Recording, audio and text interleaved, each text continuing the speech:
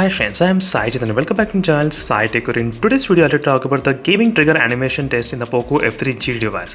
So some of the users are actually unable to play this kind of animations in the Poco F3 GT whenever you press the gaming triggers. So this is what I'm going to explain exactly in this video, how you can actually get this kind of animations in the Poco F3 GT.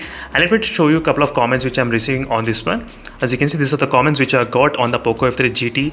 So asking me to make a video on this particular topic. So animations are not working whenever they're clicking this gaming trigger buttons. That is what it means, as you can see.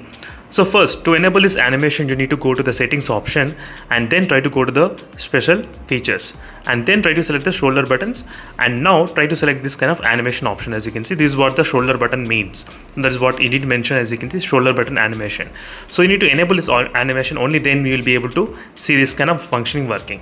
Even though you enabled, and if you did everything, if it is not working, try to restart the phone. Yes, the Poco F3 GT, there is something weird is going on. Whenever there's a problem, if you restart the phone, the problem will get solved. Yes, so that's the one thing you can do actually in this Poco F3 GT. Let me know in the comment section below, friends, whether this might be helping you or not. So in my usage, I did not have any kind of issues regarding the animation. So animations are working perfectly fine. Till now, I did not face any kind of problems with animation so far. Not only while gaming this one game, so maybe even while playing the Battlegrounds mobile also, I did not feel any kind of animations overall in this phone.